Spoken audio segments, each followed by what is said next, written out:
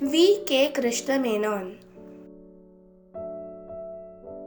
Vengalil Krishna Menon, 3rd May 1896 to 6th October 1974, was an Indian academic, politician and non-career diplomat.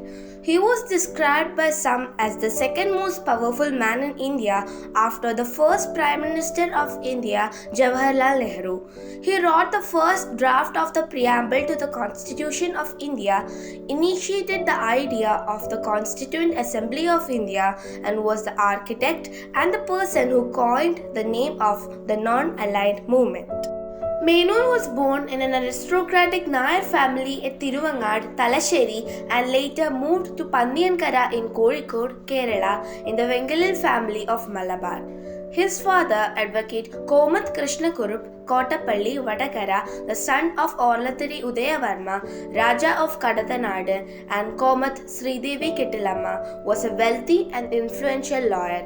His mother was the granddaughter of Raman Menon, who had been the Diwan of Travancore between 1857 and 1817, serving Gauri Parvati Bai.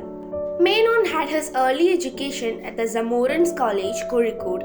In 1918, he graduated from Presidency College, Chennai, with a BA in History and Economics. While studying in the Madras Law College, he became involved in Theosophy and was actively associated with Annie Besant and the Home Rule movement. He was a leading member of the Brothers of Service founded by Annie Besant, who spotted his gifts and helped him travel to England in 1924. As a young man, Menon served as founding editor of the Pelican imprint of Penguin Books.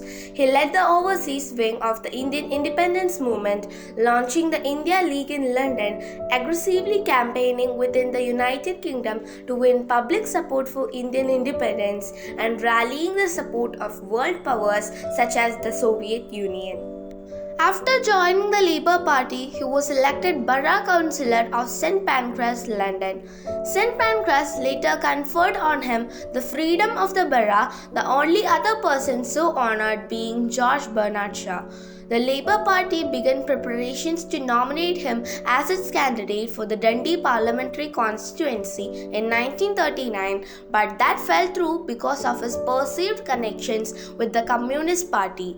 He resigned or was expelled according to other sources from the Labour Party in protest, but rejoined in 1944.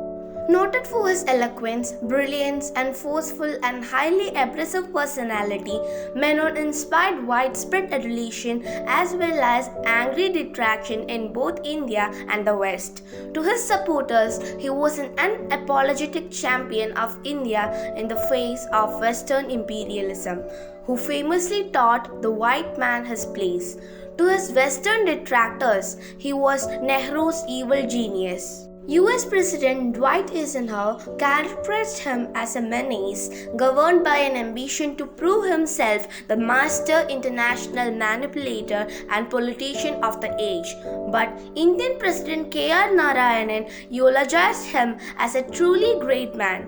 Decades after his death, Menon remains as an enigmatic and controversial figure. He was chairman of the Indian delegation at the United Nations General Assembly from 1953 to 1962, at sessions of the United Nations Trusteeship Council from 1953 to 1956, and to the 18th Nation Committee on Disarmament. He was a member of the Indian National Congress and also at one time a member of the British Labour Party.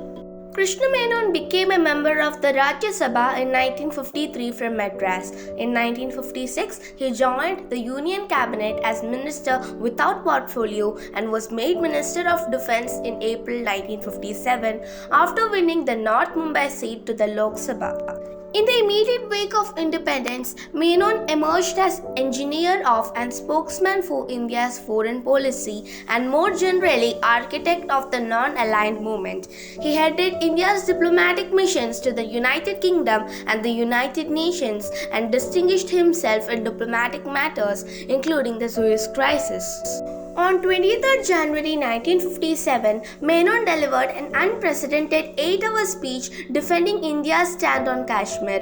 To date, the speech is the longest ever delivered in the United Nations, covering 5 hours of the 760-second meeting on 23rd January and 2 hours and 48 minutes on the 24th, reportedly concluding with Menon's collapse on the Security Council floor. Between the two parts, Menon collapsed from exhaustion and had to be hospitalized. Menon's passionate defense of India's sovereignty in Kashmir enlarged his base of support in India and led to the Indian press temporarily dubbing him the hero of Kashmir. Menon died at the age of 78 on 6 October 1974, whereupon Indian Prime Minister Indira Gandhi remarked that a volcano is extinct. At a 1984 memorial lecture for Menon, K.R. Narayanan extolled that India has been fortunate to have had not only a glorious heritage of culture and civilization, but a succession of great men from the Buddha to Gandhi, from Ashoka to Nehru, from Kautilya to Menon. This is Krishna Menon Museum at Kozhikode, where original oil portraits of Menon as well as personal belongings, letters, news clips and other materials related to Menon are kept for public display.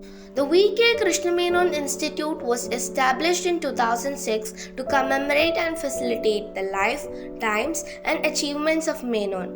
One of the institute's objectives include awarding people from India and diaspora from Asia for their significant accomplishments in the fields of science, literature, economics, politics, diplomacy and human rights. A blue plaque commemorating Menon was placed at 30 Langdon Park Road in Highgate, London by English Heritage in 2013. Thanks for watching. See you in the next video. Bye bye.